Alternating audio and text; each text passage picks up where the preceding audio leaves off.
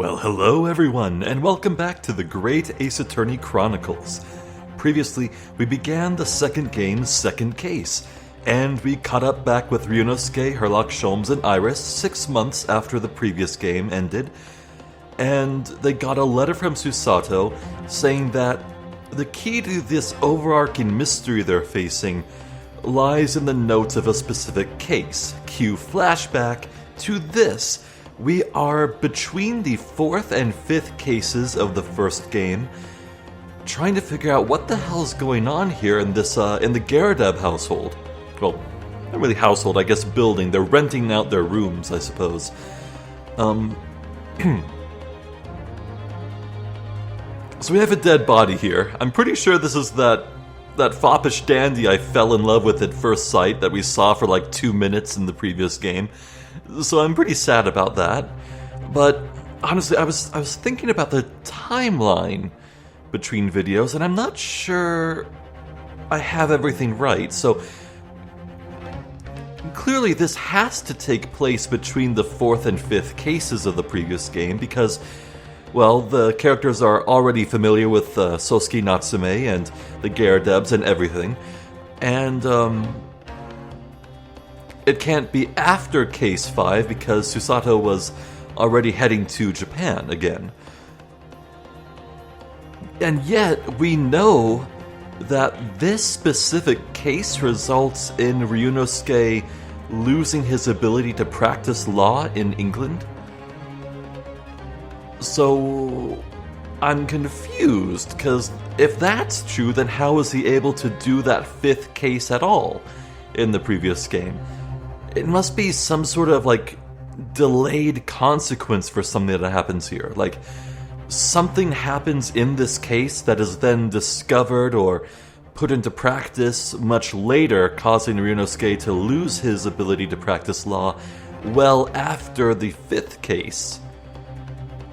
I guess we'll find out. Anyway. What on earth? Oh my! The gentleman is deceased without question. He's dead. Locum student, Mr. Naruhodo, Esquire. Mr. Natsume. Oh, why? Why is this happening? Why to me? I've only just got out of court yesterday. I was finally home after 2 days of misery. And then I wake up the next day to this. No early bird should catch a worm like this. Woeful worm without wiggle. I see you're in high spirits again this morning, Mr. Mustache. Ah! Not the horrible Herlock Sholmes. Shoo! Shove off! Show yourself the door! I never invited you! Mr. Sholmes came here with us. I'm quite sure he'll be able to help you, Mr. Natsume. I'm entirely at your disposal, Mr. Mustache. What can I do for you? Oh, hey! It's Gregson! Huh. Here they are, already. The busybodies. Ah, Inspector Gregson, what a pleasant surprise. Pleasant, is it? Gives me heartburn every time I see your face at a crime scene, Sholmes. Ha! I deduce, Inspector, that your heartburn is a result of your excessive consumption of fried food. Good morning, Inspector. This is a crime scene. Don't you go touching anything. Or good morning to you too, Sunshine.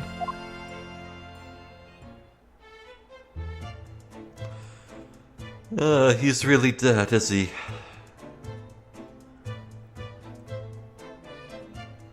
Oh my god, was Sosuke always wearing those wooden sandals? I don't think we ever saw... Well, okay, we must have seen his feet in the previous game during, like, the scenes in the trials where it zooms out to show the whole court and all that, but I never noticed. That is really funny. He's in an English suit and tie, bow tie, and everything, but The footwear is from home. That's cute. Yeah,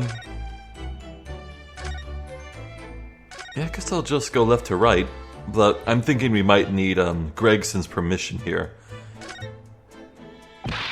Oi, I said hands off! You're gonna mess up my crime scene. Oh, no, I just wanted to look, that's all. No chance. I know you're kind. You'll mess it up just by looking at it. Someone's in a bad mood. There's certainly some bad air in here, isn't there? Alright, it sounds like I'd better talk to the inspector first and try to curry some favor. I'm just gonna talk to Sosuke. But yeah, changing the crime scene just by looking at it? The case of the quantum crime scene. Whoa.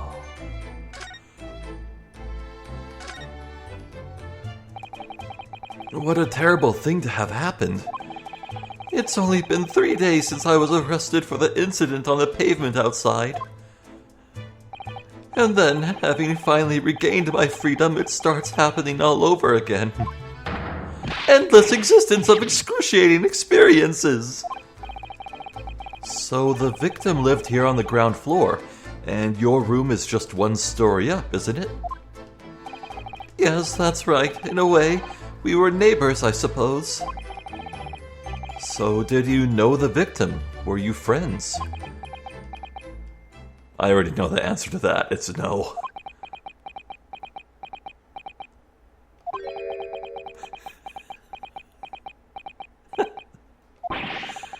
What's the matter with Sosuke-san now? It was an innocent enough question, wasn't it? Why does he seem so shaken by it? Well, I suppose he wasn't a complete stranger. But did he ever invite me to his room?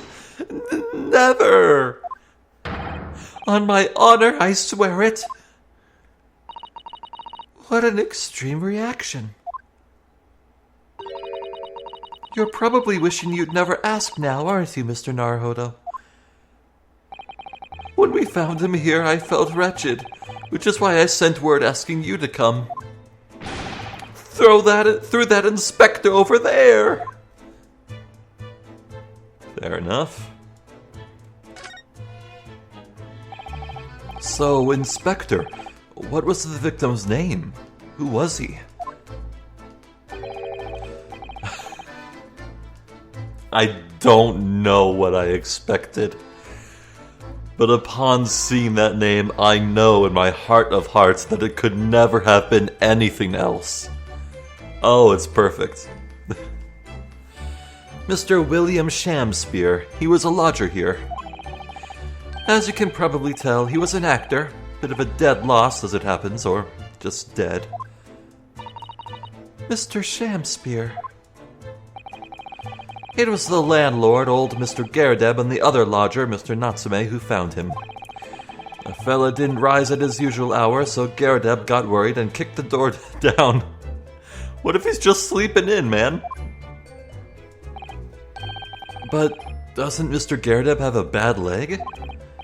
Yeah, you're right there. It was that jittery Japanese hunchback over there who actually did the kicking. Really? Sosuke-san? The victim was pretty hard up, it seems. Even done some time inside for petty crimes. He had no money, no place to go, and no friends. His only acquaintances were the people in this house. Wow. This residence really attracts a certain kind of person. Miserable life and a miserable end to it. So, what exactly is Mr. Natsume still doing here? He's not involved in the investigation, so shouldn't you have sent him away from the crime scene? Well, I'm not saying it's because the fellow looks odd or anything, or that he acts suspicious. But I thought it would be prudent to take a statement from the cohabitor. Uh-huh. You nearly said culprit there, didn't you? Oh dear. Mr. Natsume appears to be under suspicion again. It certainly seems that way. He does just come across as such an odd fellow, doesn't he? Poor man, how unfortunate. Anyway, I can't say much until the coroner gets here. But I don't think the fella's been a goner that long. The body's still warm. Even if the inspector would allow it, I don't think I could bring myself to touch a dead body.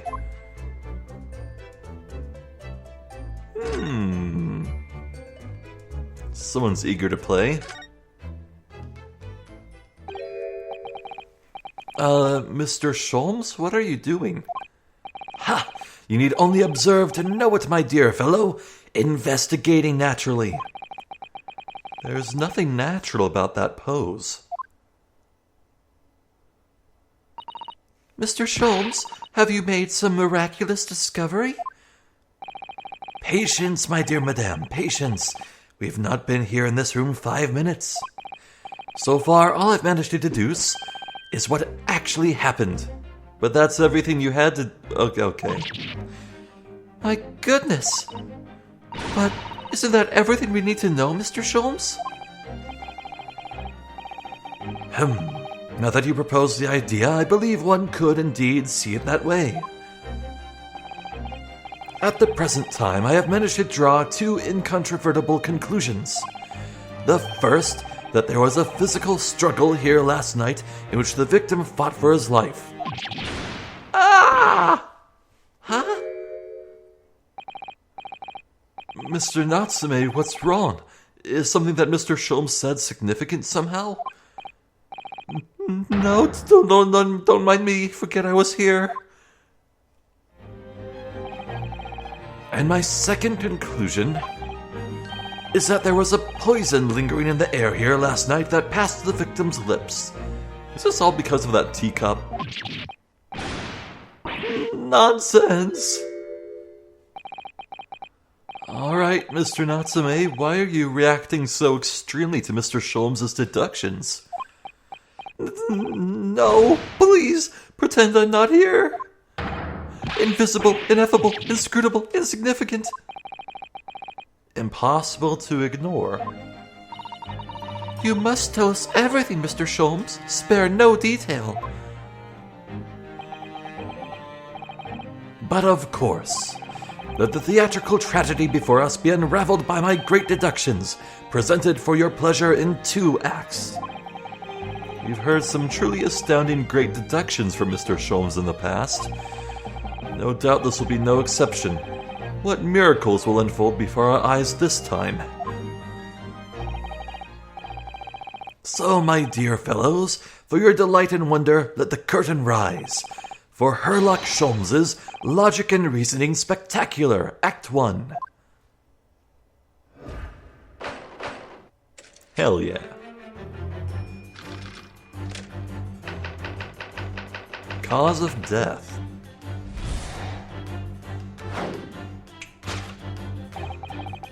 Careful observation of the victim reveals to us the events that transpired in this disconsolate room last night.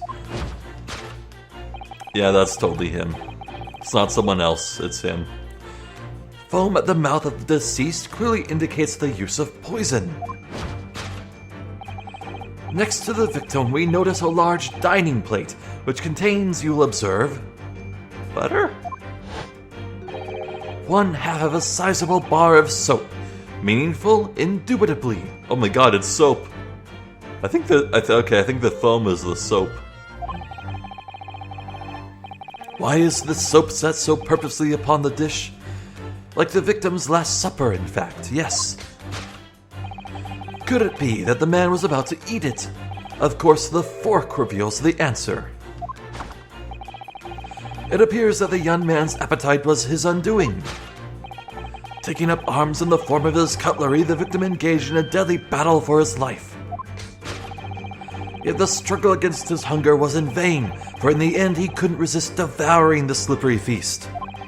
But London's foul soap is besmirched by foul poison. Foul soap? Do you not bathe? Yes, the victim's life was claimed by poison that tainted the contents of the plate. The soap and the lather about the young man's mouth are too perfectly matched to ignore. The cause of death was clearly intoxication due to excessive ingestion of foul soap.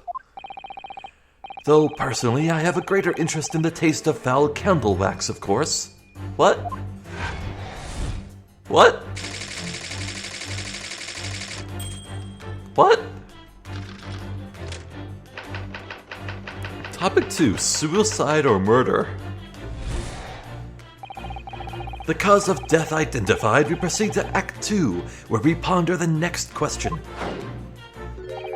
Was this suicide or murder? The audience will recall that death occurred during the victim's Last Supper.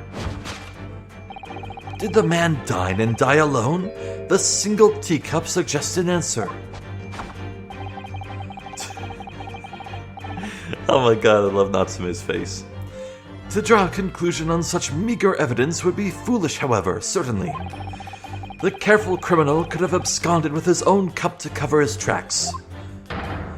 Well, allow me to lift the veil of doubt, my dear fellow. Indeed, what reveals the answer, of course, is the broken lock. Though forced open now, at the time of the incident, this door was locked. And the sole key was in the victim's pocket. In other words, when the victim consumed the poison, he must have been alone. Alone with his inferior soap, from whence wafted an inferior scent. And with that acrid aroma lingering in the air, the victim met his end, in tragic solitude. We can take comfort only in the fact that his soul was well cleansed on its way to the hereafter. Oh my god. No possible perpetrator present. Thus concludes the final act of Sherlock Sholmes' great deduction. Bravo. Bravo, but not encore, please.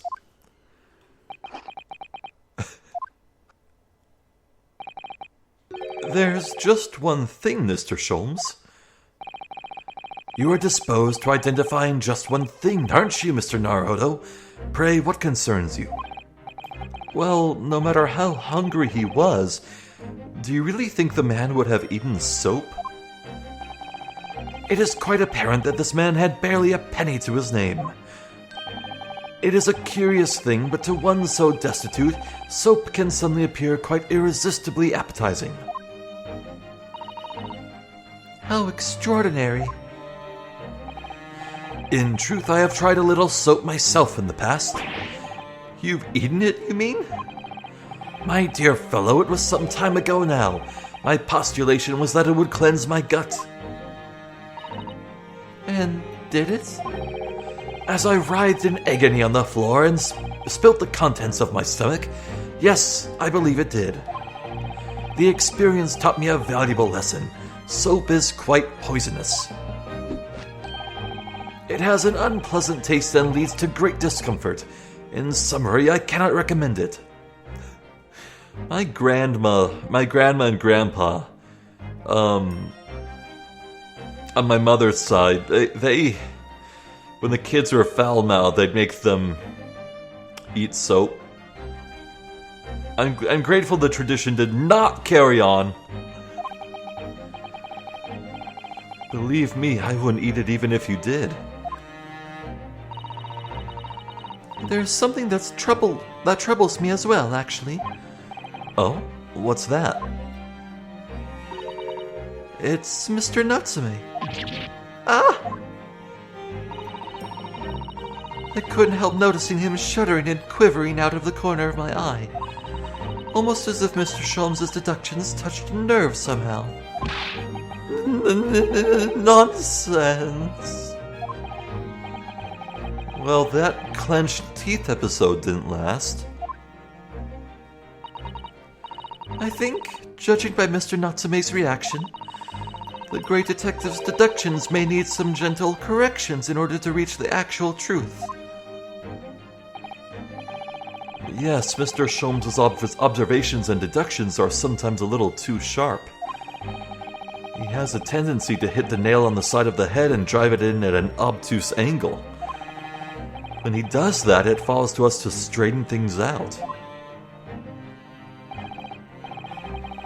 Alright then, let's see what we can do.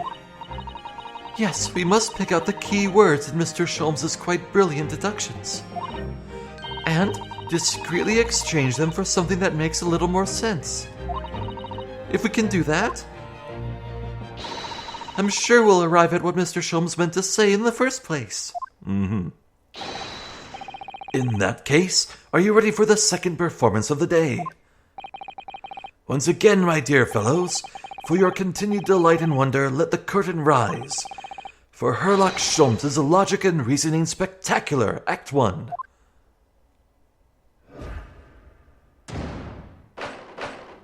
Course correction. Hold it, Mr. Sholmes.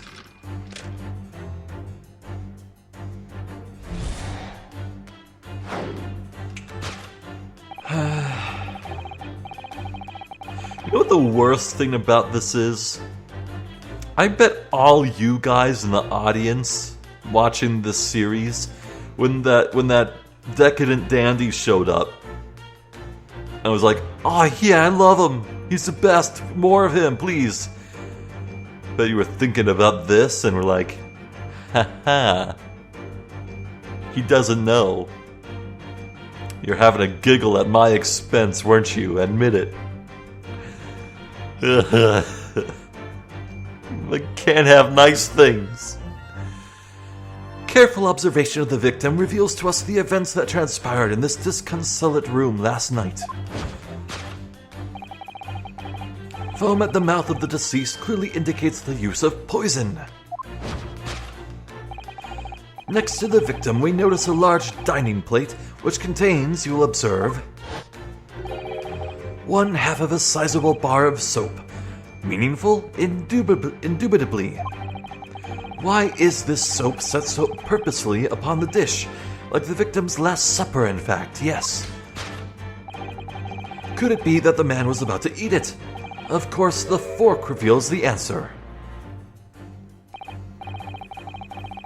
Well, you can't deny that the fork implies the man was eating something, or about to eat something. Yes, that's true. If I were to decide to eat some soap, I would prefer to use a fork than to attempt it with chopsticks. I just use my hands.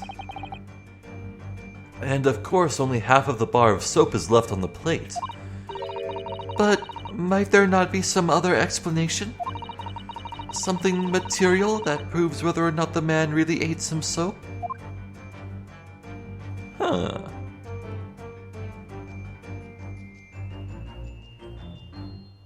Oh,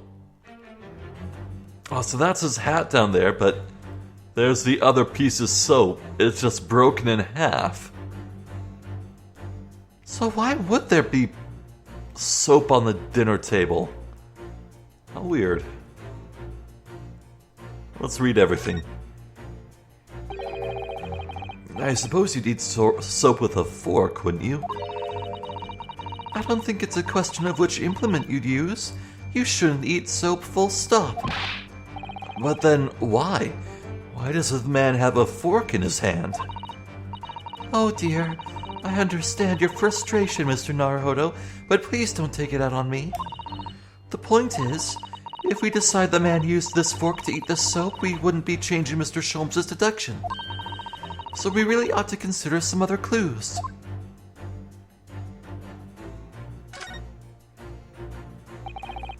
Do you think he was drinking tea with his soap? The cup's empty, so there's no way of knowing.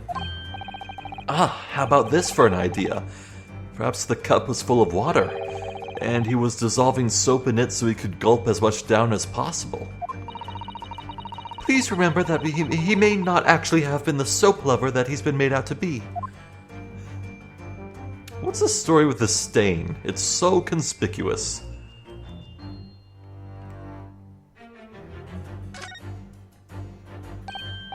Look, there's more soap on the floor here. Mr. Shamspeare must really have loved the stuff. Let's not jump to conclusions, Mr. Naruhodo. Look closely at this soap. Do you see that it would fit together perfectly with the half bar on the table? What the... How can that be? I think that they are two halves of the same bar that broke apart. Uh-huh. Either that or you broke it in half so two people could eat it. Take that! Oh, you know what? I think I know why the soap's on the table. Also, damn, Ryunosuke, looking good with those dots. Also, what the hell is that little creature? What is that? I don't remember seeing that. Little Ryunosuke Jr. Anyway, maybe it was a prop. Yeah, maybe the soap's just a prop. Could it be that the man was about to eat it? Of course, the other piece of soap reveals the answer. It being the other half of the soap on the table. Oh. It being the other half of the soap on the table. In short, the victim was not eating soap at all. But it's obvious, really, for no depths of hunger could drive any man to attempt to eat soap. Even I, with my unquenchable thirst for practical knowledge, took only a single bite. But that begs the question of how the man was poisoned, because there's no sign of any food on the table. An excellent observation, Mr. Naruhodo, and one that furnishes us with the answer we seek. For London's foul soap is besmirched by foul poison. Yes, the victim's life was claimed by poison that tainted the contents of the plate. Mr. Sholmes is still pushing the soap argument then. Perhaps he's suggesting the man licked the soap rather than ate it. If soap in London is that poisonous, I don't think I want to be washing my hands with it. But there are no signs of any food in this room at all. Of course, food isn't the only thing that passes people's lips, is it? Someone kissed him. The kiss of death. If the victim didn't eat the soap, then what did he eat? Yes, it's a real mystery, isn't it? Ah, I've got it. He wasn't interested in eating the soap at all. It was this fork he wanted to satisfy his hunger with. Mr. Naruhodo, I really don't think it's helpful to continue with this line of reasoning that the gentleman had peculiar tastes. Susato-san has such a gentle way with words. I know when I've been told off. Did anyone else ever get traumatized by that one SpongeBob SquarePants episode where Squidward starts choking on a fork as he laughs at SpongeBob's misfortunes? That episode freaked me out, dude. The contents of the plate is just the soap again, isn't it? Well, you know there's a saying in Japanese, don't you? If your food is poisoned, you might as well eat it plate and all. Well, there's an image. All I can picture now is the victim first taking a bite of the soap and then the plate. The soap like some tofu and the plate like a giant rice cracker. Oh dear, that sounds like a very bland combination. Tofu and rice cracker. I love tofu, by the way. Tofu's great. Yes, a Western vessel for the serving of infusions of dried tea leaves. It's a teacup, Mr. Naruhodo, as you well know. Stop putting on airs. And it's empty. Ah, so we've already established that the victim wasn't eating soap when he died. However, there's significant evidence to suggest that he was drinking tea. My thoughts exactly. Take that!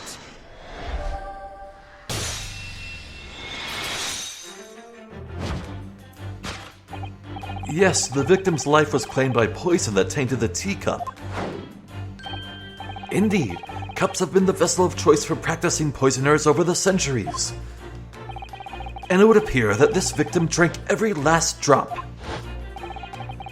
There's no sign of food anywhere in the room.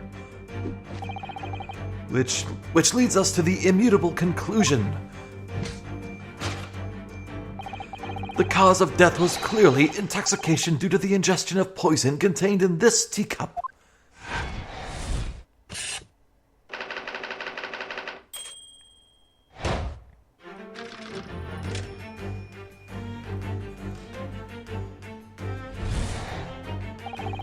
The cause of death identified, we proceed to Act 2, where we ponder the next question. Was this suicide or murder? The audience will recall that death occurred during the victim's Last Supper. Did the man dine and die alone? This single teacup suggests the answer. The Western vessel for infused hot drinks again. It's already featured heavily in our deductions so far.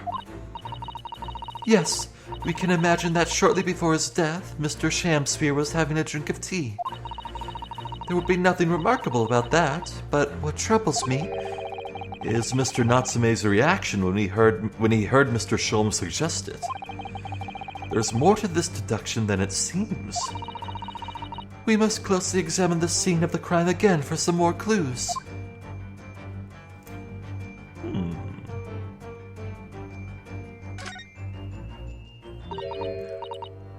The fork again. The victim just seems to be holding it so pointedly. It makes it impossible to let go of the idea that it must be involved somehow. Well, let's hope it turns out to be a useful clue in the end.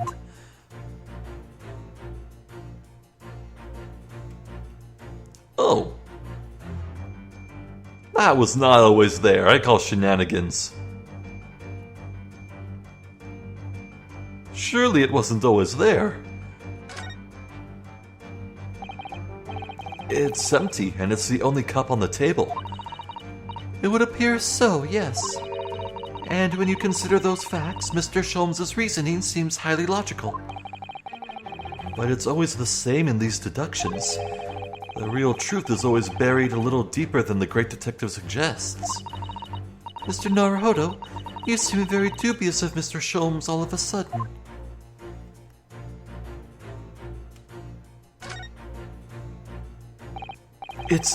It's another Western vessel for... It's a teacup! And it too is empty. Oh, that was funny. Given that he's actually holding this one in his hand, we can assume that this is the cup from which Mr. Shamsphere was actually drinking. But if that's the case, this changes everything. Everything we've deduced up to now is turned on its head. I have a bad feeling about this. I almost don't want to say it. Yes, I know exactly how you feel. But what's really interesting to me, see that brown line in the teacup? That's the water level. Well, it looks to me like it's the only one there. It looks like the teacup was filled up to, well, reasonable drinking amount, then emptied in one go, either through a single quaff or spilled out or something. That brown line has to mean something. And inside this, I don't see any. Hold on, can we get a better view? No, we can't, not from here. I need to look into this for a brown line. Take that!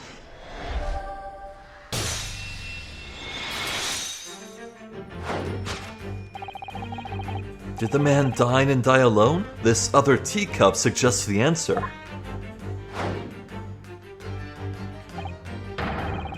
Yes, there were 2 teacups in this room all along. In other words, this is a strong indication that at the victim's Last Supper, there was a guest present. At the very least, we can say now with certainty that somebody else was here in this room last night, taking tea with the victim. What are you talking about? It was him, wasn't it? Utterly, unbelievably, unjustly unreasonable. To draw a conclusion on such meager evidence would be foolish, however, certainly. In which case, what more can we deduce about this possible guest at the table? Well, allow me to lift the veil of doubt, my dear fellow. Do you mean to say you know who exactly was in this room at the time of the victim's death?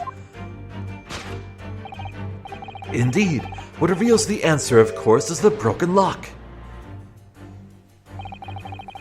I'm not sure I like where this deduction is going now. I'm afraid it's too late to go back to the halcyon days of eating too much soap.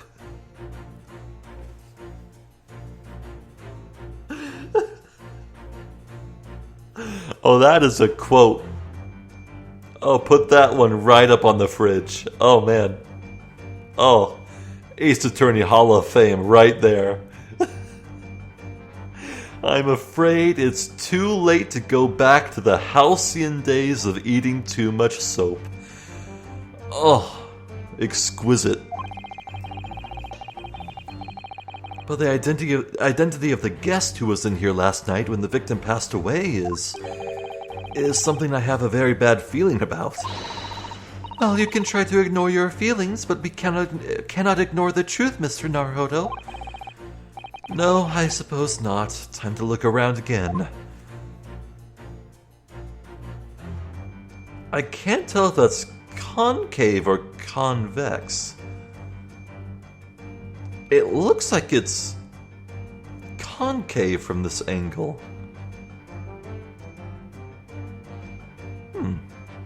Candle. Even Mr. Shamspear didn't eat candles, it seems. We've already established that he didn't eat soap either. Do you think perhaps the guest brought this candle here last night? Even if he or she did, does it reveal anything about the guest's identity? Good point. There goes my idea. Snuffed out like that candle will be.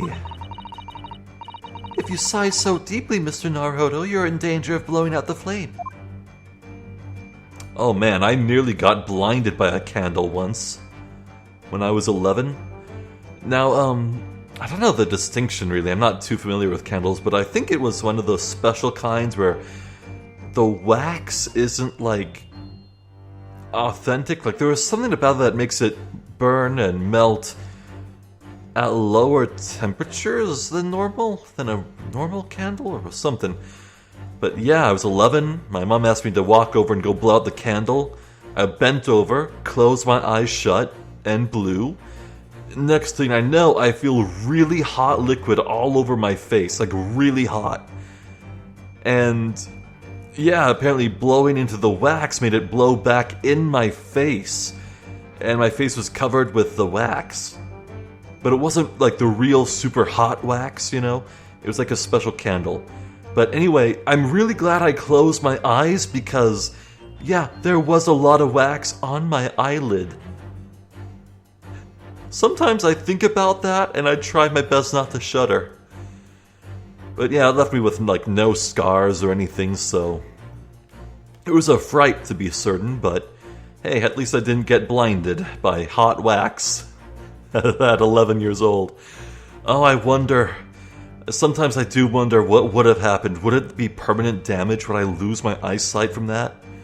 Anyway, that's the story of how I've never blown out a candle again in my life. At first glance, it seems that the only things in this room are the makeshift stage and the costumes. I overlooked these 3 books initially. I wonder what they are. Let's see. The titles read... Oh, here we go. The Cock! A Yearnings for the Cock. A meal for Gabrielle. Oh, it's a meal, alright. Boy, I'm sure I've heard those titles before. It could just be an incredible coincidence, but... they're the exact same 3 books that Mr. Natsume purchased the other day. What? Yes, on the day of the unfortunate incident when Miss Green was stabbed. Sosuke-san had just been into a bookshop and bought them, that's right. Yeah, you might have noticed I've changed how I've been pronouncing Sosuke. I realized that from, Susato's voice acting in the scenes earlier. It's not Soseki, it's Sosuke, of course. Oh man, that reminds me. When I was a little kid, a wee little weeaboo in the growing,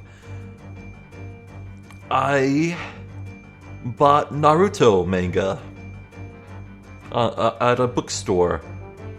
And see, I had only ever seen like English dubs of like Studio Ghibli films and the odd Dragon Ball and Pokemon. Naruto was really my first interaction with like Japanese names and phrases and all that. So, and I didn't have like the anime as a guide, so I had to guess the pronunciations of everything. And boy, did I sure enjoy the adventures of Naruto in the land of Konohagakure with his friends Sakura and Sasuke, and his dream of becoming the Hokage. I'm better now, though, I think. And now those 3 titles are here in the room of the victim. Yet Mr. Natsume claims never to have been here before. What does this mean, do you think? I really don't know what to make of it. Pile of familiar books. Aha. A reminder to always read everything. It's empty. Empty of liquid, but full of air. That makes you think, doesn't it? It makes me think that you're full of hot air. We should be thinking about who else was in the room at the time. Bother. Susato-san's quip in response was cleverer than my original riddle. Oh dear, the latch is most definitely broken, isn't it? The door was kicked in by Mr. Natsume according to what Mr. Garadeb told the inspector. Who knew his short, thin little legs had so much strength in them? I'm not sure the length of his legs is in any way significant here. Perhaps this says more about the poor state of the door than about Mr. Natsume's strength, actually. Careful, if he overheard that remark, he'd almost certainly have a lively response. I don't know. Can this broken lock really tell us anything about who was here? Good form, by the way. Kicking near to the doorknob is actually the exact right place you should kick a door open. The center of it is one of the most structurally stable parts. You want the doorknob. You're attacking the lock. Just in case you need to break a door down in your day-to-day life. Take that!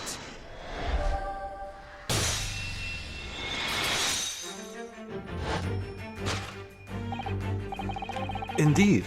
What reveals the answer, of course, is the pile of familiar books. Quite so. It's no mere coincidence that these 3 titles are here in this room. It's the link to the truth.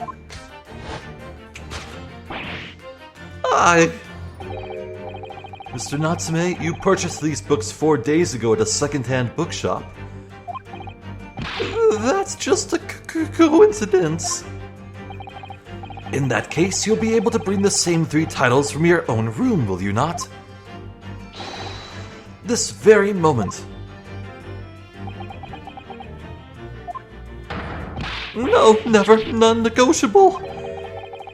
If you can't bring your own copies here, it proves that these 3 books are in fact yours.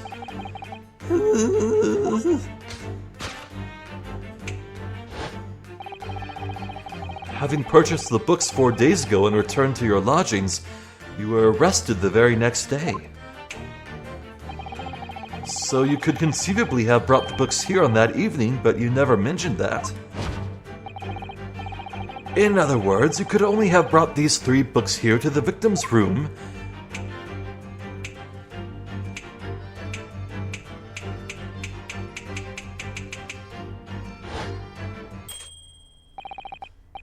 Last night, having returned to your lodgings after the trial concluded at the Old Bailey.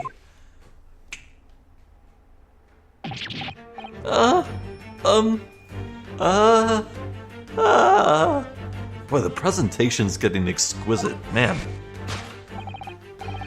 In short, there is only one possible conclusion. The victim died here in his room last night as a result of poisoning. And that same night, the victim had a visitor.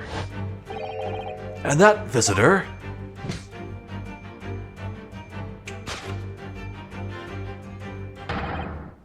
was you, Mr. Sosuke Natsume.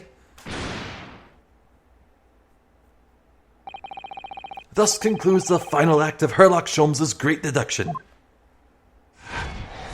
Bravo, encore. Sosuke Natsume at the scene.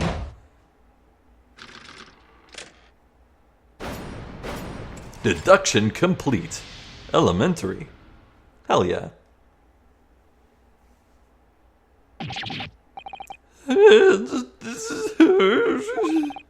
Not again. Not again. Not again. Not again. Well then, Mr. Natsume, it would appear you're gonna have to accompany me down to the yard again. But wait! Hold your horses! Yes? Door, key, locked, empty, exit entirely impossible! He's so flustered he's being even stranger than normal. Is that possible? What, you think that's an alibi? You could have just made a copy. What? You live in the same building after all. You'd have had plenty of opportunity, I'm sure. But... Misery me! Sorry, sir. You'll get your chance to give your side of the story later. The facts speak for themselves, Mr. Mustache. Ah, you horrible Herlock Sholmes. He really has found himself an arch rival now, hasn't he? Come on now, no dilly-dallying. Outside, there's a carriage waiting. Locum student Mr. Naruhodo, Esquire. I never imagined I'd be in this position again, but... You have to help me! Please, I'm innocent! Alright, I understand. We'll come to your cell later and talk about it. And one more thing. Oh? Yes? My poor little kitty cat. Please give him his breakfast for me. Aw, poor Wagahai. And so, his evil curse still apparently unbroken, Sosuke-san found himself once again the prime suspect in the case of murder. Thanks to the incriminating deduction of the great detective. My dear fellow, that honor belongs to you. Me? Thank you. Well, at least that means Inspector Gregson is no longer here. We can examine the crime scene in more detail now. Yes, that's right. Ah, and of course... What? Have you forgotten what the inspector mentioned before? It was the landlord, Mr. Garadeb, who discovered Mr. Shamspear. Ah, Mr. John Garadeb, yes. I expect we could find him in his sitting room on the top floor as usual. Right, we must remember to go and talk to him later then.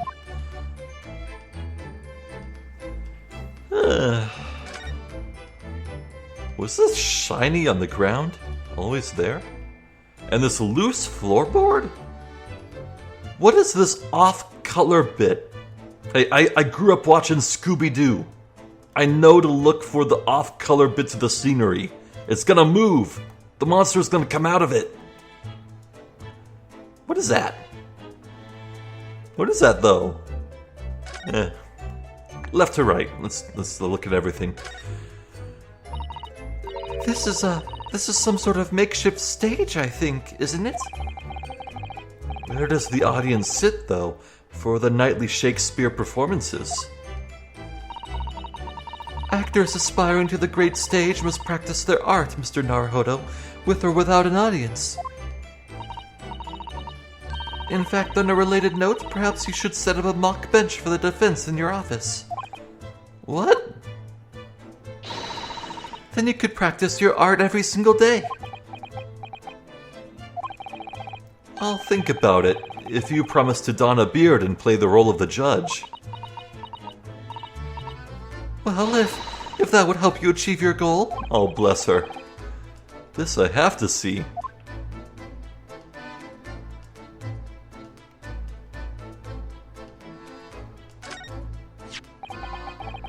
And here we have another disproportionately large machine. This looks like a meter of some kind. Ah, this is a gas meter, I think. It seems that in this district, residents pay for gas as they use it with coins. Ah, I see. Yes, now you've pointed it out. I can see that there's a slot just here that looks like it would take a coin. So you mean if you put a coin in here? That's right. That would buy you about 2 hours of gas for lights and heating. So if you were a poor person with no money, you'd have to sleep in the freezing cold. Yes, or if you were a scatterbrain with no change because you forgot to exchange your money at the bank. Thank goodness there's no meter in our office. This is a gas wall light, isn't it?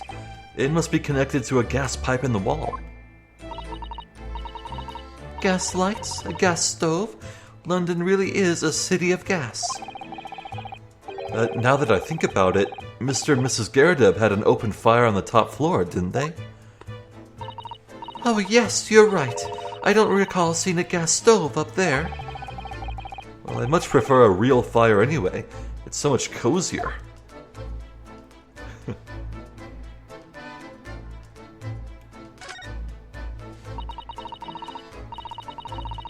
As we've seen from the outside, the window is completely bricked up. A vestige of the former window tax that Britons had to pay. What strange things they used to tax in Great Britain. I mean, making people pay for the number of windows they had on the property? It's extraordinary. It's heartbreaking to think of the poor having to block up their windows just to avoid an unaffordable tax. Oh, what is it, Mr. Sato? If you look closely, a number of the bricks are loose. What? What? Oh! Soap? Oh yeah, it looks just as though an amateur has broken out a few of them just here. Was it Mr. Shamspear who did it, I wonder? Being the lodger renting this room? Ah, look at this, Mr. Naruhodo. On the outside, there's a little ledge. And there's something on it. What, outside? Hello? Oh, it's so cold outside. You can feel it through this gap. It did snow all last night. It would be cold. But more importantly, what is it on the ledge out there? What are those snow-covered lumps? It's more bars of soap. Oh, what the hell? Soap? What are bars of soap doing lined up on a ledge outside the window? Why are these bars of soap hidden like it's some kind of drug stash? I have no idea. But the pair of them look rather charming like that. Still, that's very strange, isn't it? Bars of soap lined up outside the window? I think perhaps we should take one. There are two, after all. Oh dear, I suppose we could. Oh, what's this? Look here at this soap. Oh. Do you see, in the middle there? Oh my god, it is a drug stash. There's a patch that's a different color. It's sort of transparent, but... some sort of fancy design, I suppose, only in Great Britain. It looks like the Hinomaru flag of Japan, doesn't it? How wonderful. It's probably a very expensive brand. It looks like... kind of like a wax stamp you would put on an envelope. Kinda. Expensive? Then what's it doing in this ramshackle old room? What the hell? I want to look at that right away. Oh.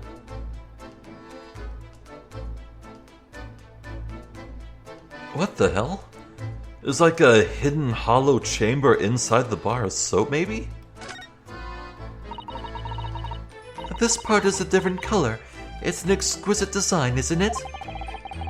Trust the British to turn a boring bar of soap into something special. I quite like it. It reminds me of the Hinomaru design of the Japanese flag. I expect this is a rather expensive soap. That doesn't seem likely given who it belongs to. Well, take it out. What is it? Oh, that is baffling. Until further notice, I'm going to consider it just being drugs. Oh, the poor man. So young to die. Do you suppose it was a very painful death, being poisoned as he was? I don't know. All we can do now is hope that he'll be reborn to a better life. Yes, I suppose you're right. I wonder. Do you think that putting our hands together in a Japanese prayer will help a British soul? Sorry? I made sure I had a reference at the ready for just such an occasion as this, actually. This book is entitled The Beginner's Guide to Praying for the Departed, the British Way. You have a book for everything. I'll just reread it now. One moment. There's quite a spine on that book, isn't there?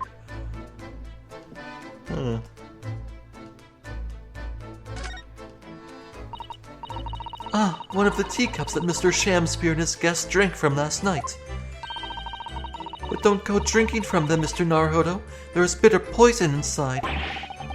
I'm not planning on drinking any, don't worry. Anyway, the cups are both empty. That's true. So, one was Mr. Shamspear's, and the other must be the cup that Mr. Natsume was drinking from. But Sosuke-san wasn't poisoned, of course. Perhaps we should take these so we can examine them in more detail later. Aha! One with the green line around the rim was Natsume's, the guests. Now, there's always the possibility that the cups were swapped after the fact. I shouldn't take this as verified fact. But I will look at them closer. Yeah, there's a stain only around one of them. This one's empty. This is the teacup from which Mr. Natsume was drinking. Yes, unlike the other one, the inside of the cup is completely clean. I suppose he must have drunk the contents before the tea had a chance to leave a mark. I always gulp it down too. Sorry, Mr. Naruhodo? Well, if you just sip it little by little, it goes cold.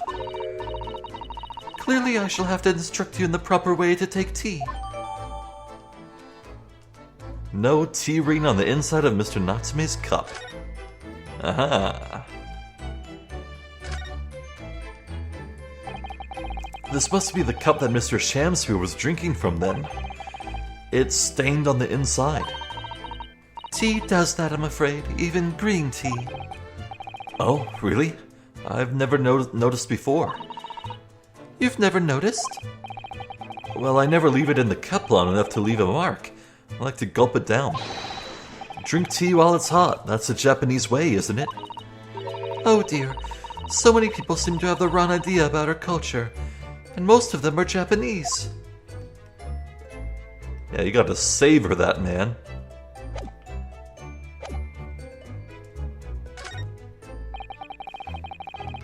Look at these extravagant bright costumes. Somehow they look out of place in this room with its grim, shady goings-on. This one looks like a king's attire. A king? I've always dreamt of being a king. Oh, I think you'd be more suited to a feudal lord, a daimyo or such like. With a chanmagi top knot? Every Japanese man wishes he had a chanmagi. Oh, rest in peace, Ouchie's hair. Oh, you'd look wonderful with one, and you already have the sword. Can you imagine what would happen if I walked around the streets of London with a chanmagia and a sword? I don't know how that's pronounced. One more thing, I think. There's not much on these shelves, is there? Just this wine glass and bottle. And both of them are cracked. Yes, not much use, are they? What's the matter? Oh, I was just reminded of the Reaper, that's all. Prosecutor Lord Van Zeeks. And yes, he's so reckless with his wine glasses. I was thinking it's a waste and that he should donate some to the needy. You can suggest it next time we meet. And this on the floor. What's this? It looks like a part of an envelope, I think. Oh? Yes, I think you may be right. Perhaps it was torn off when the letter was opened. Is that significant? Well, it's a little out of place, perhaps. When you look around the room, there is no sign of a letter or the rest of the envelope, in fact, is there? Oh, she's right. And yet here we have the torn off end of an envelope. It just strikes me as unusual. I agree. We'd better take this just in case. Aha! Well, now I think we have everything. Oh, neat, there's even a scene for that. Looks like you're having a good snoop around, eh?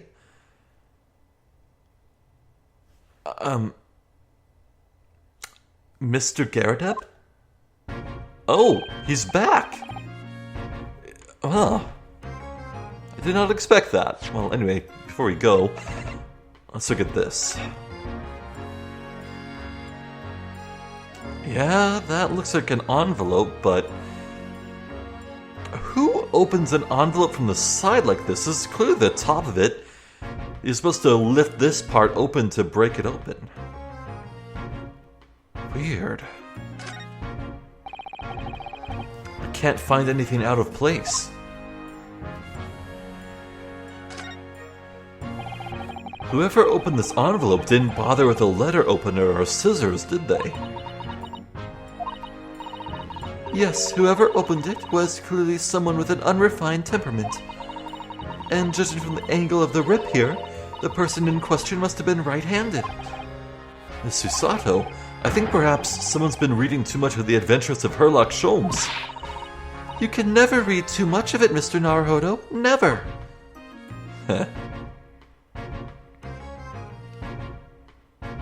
Well, the only thing we really have to go on is that this envelope is green.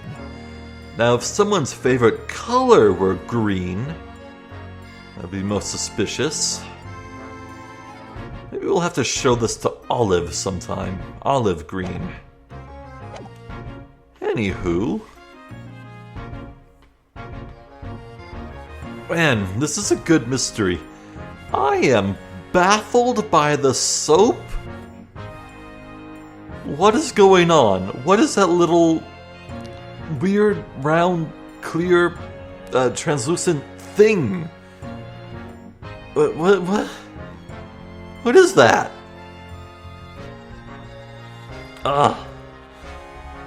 Well, as good as this mystery is, God, my beloved, gone too soon. I'm so sad. I'm just so goddamn sad. I miss him.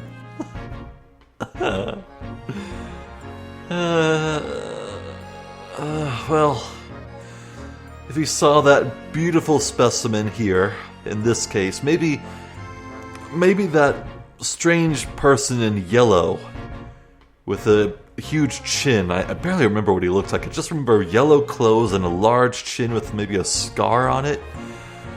That person was speaking with Shamspear, so what the hell's going on there?